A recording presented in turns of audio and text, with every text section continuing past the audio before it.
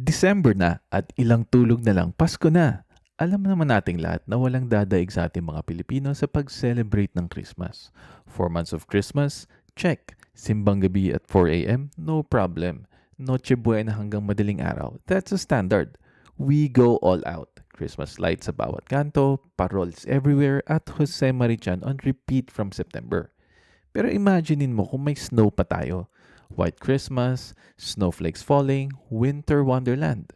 Yung classic Christmas aesthetic na lagi nating nakikita sa mga pelikula, greeting cards at naririnig sa mga holiday songs. I'm dreaming of a white Christmas nga, di ba?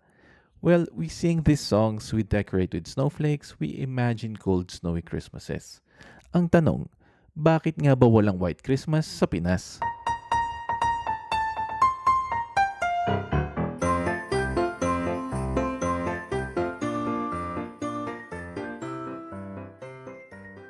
Una sa lahat, ano nga ba talaga ang snow? Snow is frozen water vapor. Sounds simple, di ba? Pero the process is actually very specific. Here's what needs to happen. The atmosphere needs to be 0 degrees Celsius or below. At hindi lang yan sa ground level pero throughout the entire cloud layer where precipitation forms. Kailangan ng moisture sa hangin. This is why deserts rarely get snow even if they're freezing cold. Wala kasing moisture dun eh. At sunod, inside the freezing clouds, water vapor freezes around tiny particles. Dust, pollen, whatever's floating up there. Ito ngayon ay nagiging ice crystals. As these crystals collide with supercooled water droplets, they grow bigger. They stick together and they form those classic six-sided snowflake patterns we see sa Christmas cards at mga palabas. Kapag mabigat na, they fall from the cloud. Pero ito ang critical. The entire journey from cloud to ground must stay below 0 degrees Celsius. Kapag dumaan sila sa warmer air, they melt and they become rain. So snow isn't just frozen rain. It's the product of a specific atmospheric process that requires sustained cold temperatures from the sky to the ground. Balikan natin yung tanong, bakit sa Pilipinas walang snow? Well, may tatlong dahilan. Ang unang dahilan ay location, location, location. The Philippines sits between 4 degrees to 21 degrees north of the equator, kaya tropical yung bansa natin. Anong ibig sabihin nun?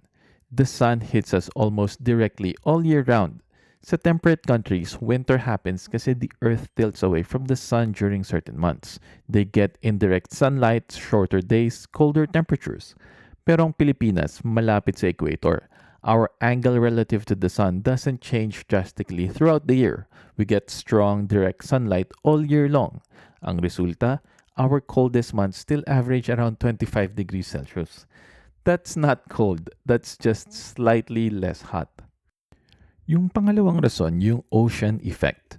We're an archipelago surrounded by water on all sides. And water has what is called as high heat capacity.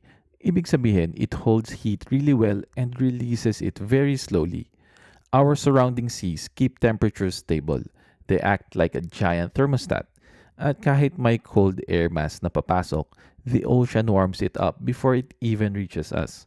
So compare this to continental interiors like Russia, Canada, at Midwest United States.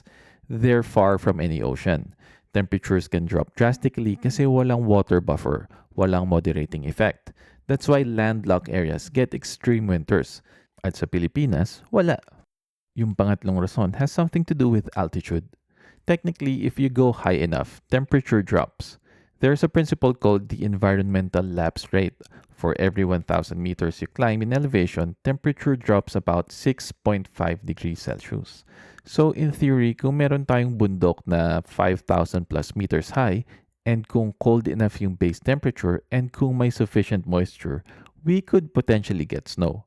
Ang problema, our highest peak, Mount Apo in Mindanao, is 2,954 meters tall.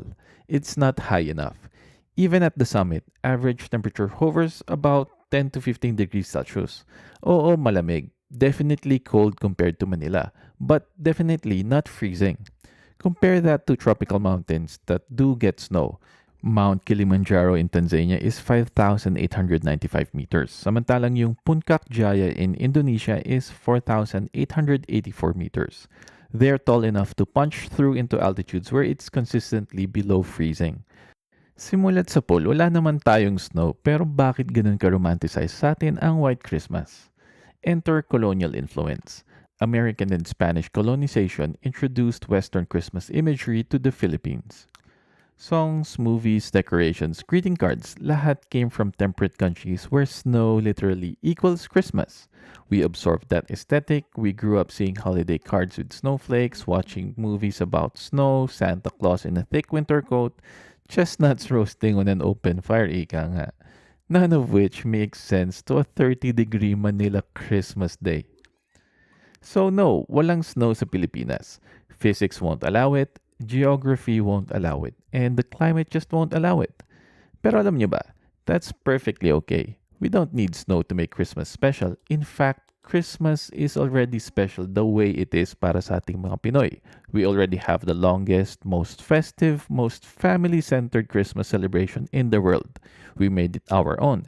And honestly, I'll take 30-degree Noche Buenas with the entire barangay still awake at 2 a.m., Lola telling stories, Tito making bad jokes, and unlimited hamon over frostbite any day.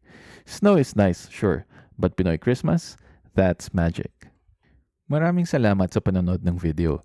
Magiging malaking tulong para sa amin kung kayo'y magsusubscribe sa channel, ilalike yung mga videos namin at pakishare na rin sa mga friends ninyo. Tandaan, ang kukoting Pinoy ay kukoting matalino.